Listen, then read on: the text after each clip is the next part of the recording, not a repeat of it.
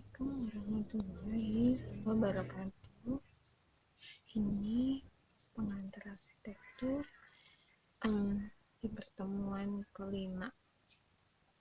Pertemuan kelima ini kita akan membahas tentang bagaimana sih perencanaan dan perancangan tapak.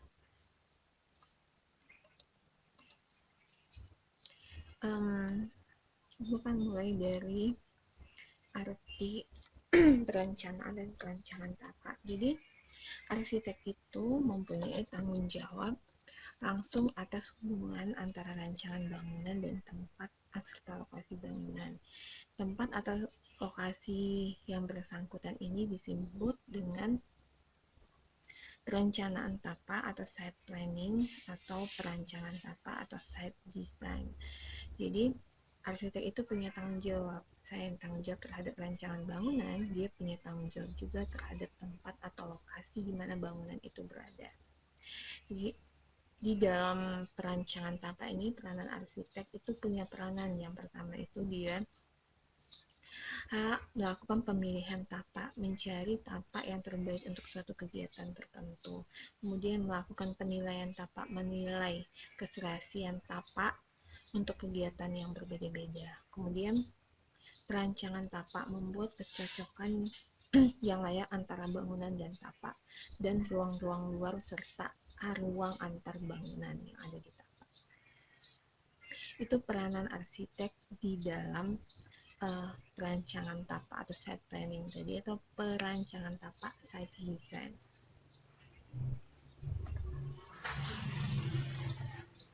Kemudian apa sih artinya perancangan tapak atau site planning? Site planning adalah seni menata lingkungan buatan manusia dan lingkungan alam guna menunjang kegiatan-kegiatan manusia. Kalau perencanaan tapak sering tersusun dalam dua komponen yang berhubungan, yaitu lingkungan alam dan lingkungan buatan manusia. Jadi ada yang menjadi komponen dalam perancangan tapak apa aja, lingkungan alam dan lingkungan buatan manusia. Lingkungan alam itu suatu sistem ekologi seperti air, udara, energi, tanah, tumbuhan, vegetasi, dan bentuk-bentuk kehidupan yang saling mempengaruhi dalam satu komunitas yang saling menyesuaikan diri dan berkembang bila lingkungan tersebut berubah. Itu lingkungan alam. Lalu lingkungan yang kedua adalah lingkungan buatan manusia. Lingkungan buatan manusia itu terdiri apa aja? Bentuk-bentuk kota yang dibangun, struktur fisik dan pengaturan ruangnya. Pola perilaku sosial, politik, dan ekonomi yang membentuk lingkungan fisik itu namanya lingkungan buatan manusia yang mempengaruhi di dalam pengkajian perencanaan tapak. Lingkungan alam dan lingkungan buatan manusia. Ada dua. Kemudian apa yang menjadi sasaran dalam perencanaan tapak? Jadi sasaran dalam perencanaan tapak itu, karena di dalam pekerjaan kita sebagai seorang arsitek itu punya tanggung jawab langsung pada kliennya. Jadi arsitek itu punya tanggung jawab dari kegiatan pelaksanaan sampai ke berakhir kegiatan pelaksanaan itu, hingga bangunan itu siap untuk dipakai. Itu menjadi tanggung jawabnya seorang arsitek. Apa saja sih yang menjadi sasaran dalam perancangan tapak? Sasaran dalam perancangan tapak itu adalah para penduduk atau pemilik tanah setempat yang berdekatan dengan lokasi tapak yang akan kita desain. Kemudian juga harus memperhatikan dampak pembangunan terhadap daerah di dekatnya. Kemudian arsitek dan perancang tapak harus memperhatikan keberatan kepentingan yang ada di dalam perencanaan atau perancangan tapak itu sendiri. Kemudian setelah melakukan itu, apa yang dilakukan sebelum perencanaan tapak? Jadi yang pertama kali itu ada menganalisa program, analisis program. Kemudian setelah itu baru analisis tapaknya. Jadi kita membuat analisis program dulu. Analisis program itu yang seperti apa? Analisis program itu adalah analisis terhadap kebutuhan dari klien kita itu seperti apa, kemudian hubungannya, keterkaitannya dengan kegiatan-kegiatan yang akan disesuaikan, baik syarat ruang dalam dan ruang luar, kemudian hubungan ruang dan waktu antara kegiatan-kegiatan dan penghubung-penghubung fisik seperti jalan setapak, jalan raya, jalan kecil, itu semuanya perlu dianalisis. Namanya analisis program, analisis awal ketika kita mulai melakukan perencanaan tapak. Kemudian baru masuk ke analisis tapaknya. Analisis tapak itu meliputi seluruh keseluruhan antara perilaku, persepsi, dan bentuk. Apa aja sih yang perlu diperhatikan ketika kita ingin menganalisis sebuah tapak? Yang pertama, konteks ruang dari tapak. Kemudian konteks perilaku dari tapak, konteks persepsi atau persepsi dan pengguna ruang. Ada 3 konteks yang harus diperhatikan dalam menganalisis tapak: ruang, perilaku, dan persepsi. Kemudian lingkungan, perilaku, dan infrastruktur umum. Pola-pola kegiatan perkotaan terdiri atas daerah-daerah perkotaan atau urban ditandai oleh pemusatan penduduk sekitar satu atau beberapa titik pusat dan sepanjang jalur pengangkutan utama, dan gradien pemusatan dari kepadatan yang tertinggi di pusat sampai ke yang terrendah. Pola-pola kegiatan setempat ini lingkungan, perilaku, dan infrastruktur umum yang biasanya kita lihat ketika ingin merancang tapak. Di pola kegiatan perkotaan, bagaimana pola-pola kegiatan setempat.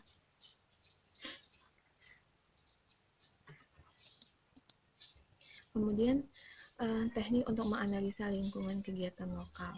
Jadi yang kita perhatikan itu ada bagaimana lokasinya, kemudian kecocokan antara lokasi dan kegiatan bangunan yang akan kita bangun, bagaimana arah arusnya ke dalam dan keluar, terus arus dua arahnya bagaimana, kemudian frekuensi interaksinya, kemudian bagaimana sih rute jalan masuknya untuk pejalan kaki, bus, mobil, kereta. Itu yang perlu kita perhatikan ketika kita mulai menganalisa site tadi. Kemudian faktor penyebab perubahan terus-menerus dari lingkungan lokal maupun perkotaan. Jadi sebenarnya lingkungan lokal atau perkotaan itu terus-menerus berkembang dan berubah. Yang menyebabkannya apa aja? Karena lokasinya, karena ada perubahan lokasi. Lokasi atau tempat itu sering berubah-ubah ya, sesuai dengan bangunan yang terbangun di sana. Kemudian perubahan teknologi, kemudian perubahan dalam permintaan pasar, perubahan dalam campuran kegiatan, perubahan dalam kebijakan pemerintah. Itu yang menyebabkan lingkungan sosial kita itu selalu berubah. Pengangkutan dan sirkulasi memberikan kaitan yang berhubungan dalam ruang, arus lalu lintas, fasilitas parkir, utilitas, arus energi, dan pembuangan air. Sistem sirkulasi kendaraan merupakan unsur utama dalam penyusunan suatu tapak. Sistem jalan, efisiensi dari segi biaya, sedikit dampak visualnya, peka terhadap ciri-ciri alam, mudah dipahami, itu menjadi pokok utama yang harus kita perhatikan ketika kita ingin merancang tapak yang berhubungan dengan sirkulasi. Kemudian jalan, mengendalikan arus, dan membentuk lingkungan itu bagian fokus ketika kita ingin merancang sebuah tapak. Bagaimana sistem utilitas? Utilitas ini kaitannya dengan saluran pembuangan air, saniter, air, energi, gas atau listrik. Itu bagaimana salurannya, itu juga yang perlu diperhatikan ketika ingin merancang sebuah tapak. Saluran utilitas harus dipadukan dengan sistem sirkulasi dan menyusunnya harus seefisien mungkin. Kemudian pengawasan kelembagaan yang tidak kalah pentingnya juga. Pengawasan kelembagaan itu kaitannya dengan jalan, lahan, dan utilitas. Bagaimana peraturan-peraturan kelembagaan atau peraturan-peraturan pemerintah menyangkut hal tersebut. Itu juga yang harus menjadi perhatian ketika kita ingin merancang sebuah tapak.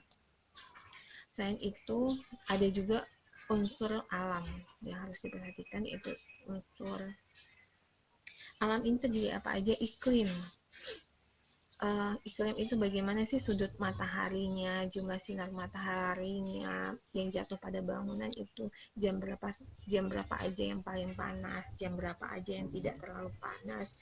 Kemudian bagaimana curah hujan yang ada di lokasi tapak kita, bagaimana arah angin, kekuatan angin, frekuensi angin, itu semua harus diperhatikan ketika ingin merancang sebuah tapak. Kemudian iklim mikro yang mempengaruhinya. Iklim mikro ini keterkaitannya dengan bagaimana sih struktur tanah, permukaan tanah dan bentuk tanahnya.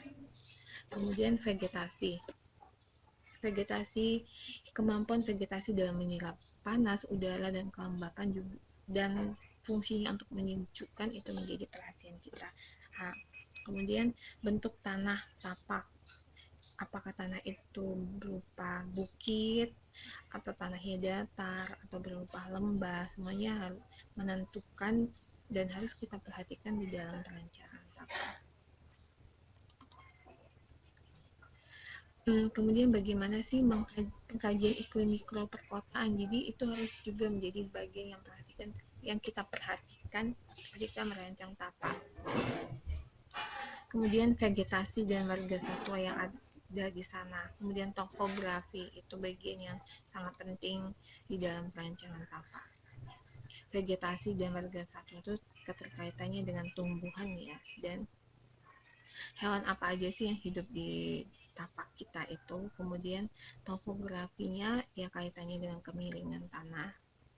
Itu menjadi hal yang penting yang harus kita perhitungkan ketika kita merancang dan merencanakan dan merancang tapak.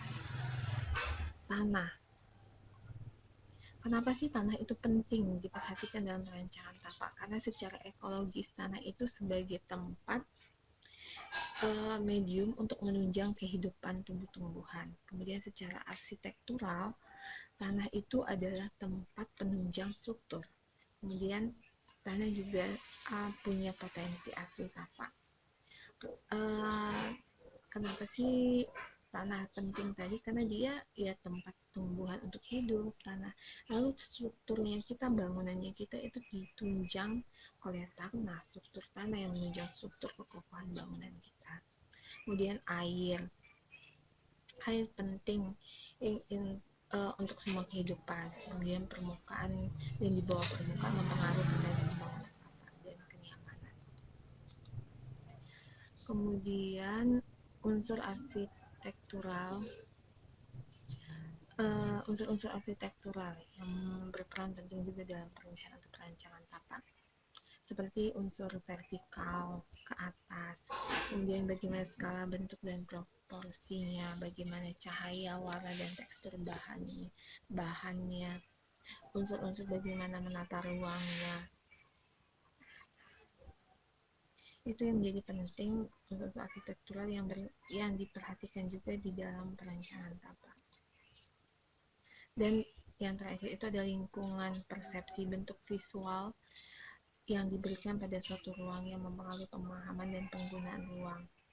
Karena lingkungan persepsi itu bagaimana nantinya ketika tapak ini ketika diolah seperti ini, seperti apa sih yang akan bisa kita lihat dan kita rasakan dari hasil rancangan. Itu harus sudah menjadi bagian yang kita perhitungkan dan kita perhatikan ketika ingin merancang. Lalu penerapannya seperti ini. Ini adalah contoh dari site analysis, diagram site analysis atau analisa tapak. Jadi bagaimana vegetasi itu harus diperhatikan, di mana aja sih lokasi vegetasi yang akan kita berikan pada lokasi tapak kita, itu yang diperhatikan. Kemudian bagaimana sih arah angin, bagaimana pencahayaan, bagaimana arah angin bergerak dari arah kemana aja, itu juga yang harus kita perhatikan. Terus bagaimana potensi view dari tapak, kalau dilihat ini misalkan lokasi tapak kita. Lalu misalkan ini lokasi tapak kita, jadi di view-nya yang akan kita lihat di luar ini yang mana aja, ternyata ini yang jadi view keluar kita, itu yang menjadi potensi untuk kita perhatikan dalam menganalisa tapak. Kalau kesini view-nya yang terlihat akan seperti apa aja gitu. Bagaimana ketinggian bangunan, skala proporsi bangunan yang ada di sekitarnya, itu juga menjadi perhatian. Jadi ketika kita ingin menaruh bangunan kita akan menjadi focal point nya, atau hanya akan menjadi bagian yang tidak terlihat. Jadi tidak mungkin kalau arsitek mendesain bangunan menjadi bagian yang tidak terlihat. Makanya lingkungan sekitarnya itu perlu menjadi perhatian ketika ingin merancang, terutama berkaitan dengan perancangan tapak atau site-nya. Ini kaitannya dengan arah angin. Bagaimana sih arah angin? Kalau angin lihat gitu ya, ini arah anginnya ke sini, berarti apa yang harus kita lakukan untuk menghadapi arah angin ini demi bangunan kita tidak terlalu terganggu oleh atau terlalu terfokus oleh angin itu. Jadi harus dibikin barrier dari penghalang dari angin tersebut. Jadi maka ditaruhlah banyak vegetasi di sana. Kemudian bagaimana potensi kebisingan, daerah mana aja sih yang paling bising dari tapak ini? Ini biasanya daerah paling bising dari tapak. Jadi apa yang harus kita lakukan? Mungkin memundurkan bangunan agar kebisingan itu tidak terlalu terdengar atau masuk ke dalam bangunan. Bisa itu menjadi salah satu caranya. Makanya inilah cara menggambarkan diagram site analysis dalam satu analisa tapak. Biasanya itu yang selalu dilakukan orang arsitek.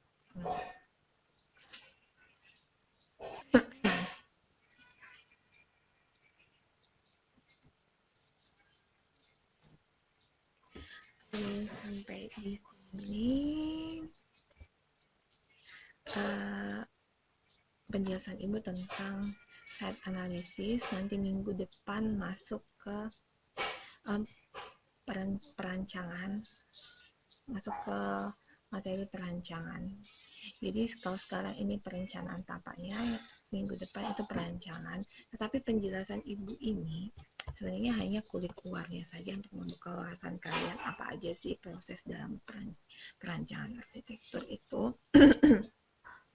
Hanya penjelasan singkatnya aja, tetapi nanti praktiknya nanti kalian akan menerapkannya di studio desain arsitektur. Di situ akan dibahas secara detail dan rinci bagaimana proses perancangan itu yang harus kalian lakukan dan harus kalian lewati sehingga bisa mengeluarkan desain untuk tugasnya kalian. Mungkin kalian punya tugas desain bangunan, jadi bagaimana prosesnya mulai dari menganalisa tapak, merancang bangunan, bagaimana program ruangnya, bagaimana bentuknya, bagaimana pendekatannya, yaitu nanti prosesnya ada di studio desain arsitektur dan kuliah teori penunjang lainnya. Ini hanya sebagai kulit luarnya saja. Ibu menjelaskan untuk membuka wawasan kalian mengenai arsitektur, mengenai perencanaan dan perancangan arsitektur. Yang pertama ini terkait dengan tapak. Minggu depan tentang perencanaan arsitekturnya. Setelah itu kalian ada tugas yang akan juga menjadi UTS-nya kalian. Tugas itu nanti Ibu akan keluarkan minggu depan setelah materi perencanaan arsitektur. Jadi kaitannya, tugasnya adalah kaitannya dengan perencanaan tapak dan perancangan arsitektur. Sampai di sini, kalau ada pertanyaan silakan diketik di YouTube-nya, di komennya. Jangan lupa masukin NRP dan nama kalian di komen. Ketik NRP dan nama kalian di komen ya setelah melihat video kalian pembelajaran dari Ibu ini. Sekian.